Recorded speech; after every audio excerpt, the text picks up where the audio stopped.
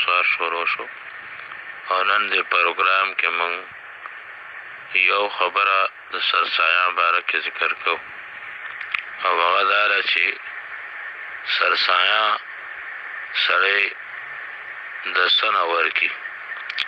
نو روایاتو کې د کجورو ذکر راغلی دی او د غنمو ذکر راغلی دی، د اوربشو ذکر راغلی دی او د اوسکو ذکر راغلی دی. د دې څلورو څیزونو ذکر روایاتو کې راغلی دی.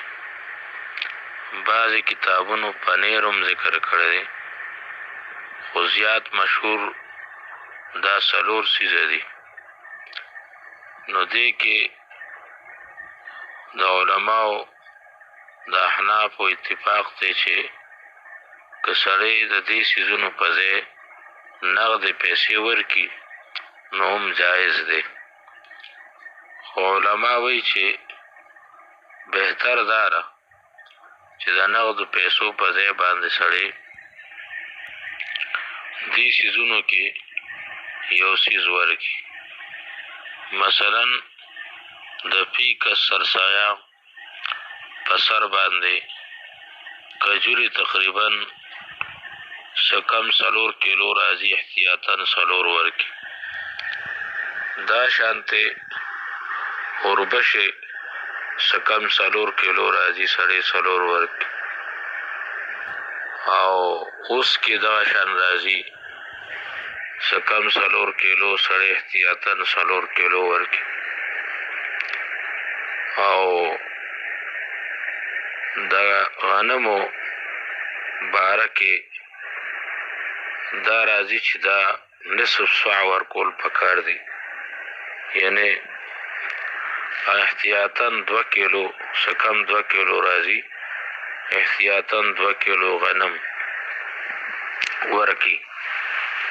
او که د غنمو په ځای باندې د غنم اوړه ورکي نو بیا نوره به هم بهتره شي.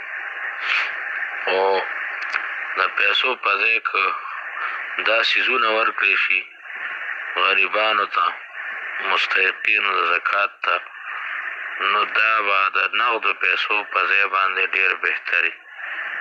یو خو د دې وجې نه چې په نصوصو کې د دې ذکر راغلی دی، او د دې وجې نه بعضې علما هغوی وایي چې پیسې ورکول جایز نه دي، خو د احنافو په مسلک کې پیسې ورکول جایز دي.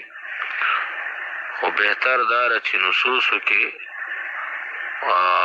حدیث مبارکو کې د دې ذکر راغلی دی، نو که دا ورکړی شي نو دا به بهترې، ځکه چې په نصوصو په ظاهر به عمل شي. دویم دا چې په دې کې به سړی د علماو د اختلاف نه وځي، او دا قاعده ده چې کومه خبره د علماو منځ کې اتفاقي په هغې عمل اولایي. نو چې موږ دا څیزونه ورکړو نو د ټولو علماو په نسبت دا بالاتفاق جایز شي. او دریم دا ده چې دا غریب له ورکې اوړه ورکې، غنم ورکې یا کجوره ورکې، نو دا هغه به وخوري او صحیح استعمال کې به راشي. او دا پیسې چې ورکې نو کله کله یو فقیر لوپر ټایپي هغه پیسې چې دی نو غلط ځای کې استعمال کړي. نو دا جنس چې ورکې غنم یا کجوري یا اوربشې یا اوسکې، نو دا په صحیح ځای کې استعمالیږي، بس دا به وخوړی شي. د دې دریو وجو نه علما وایي چې بهتر دا ده چې په سرسایه کې دا نصوص یعنی دا څیزونه ورکړي چې کوم چې په حدیثو کې راغلي دي، او دا بر وخت ورکړی شي نو خوراک کې به راشي، استعمال کې به راشي. الله تعالی دې موږ له په دې د عمل توفیق راکړي. آمین ثم آمین برحمتک یا ارحم الراحمین.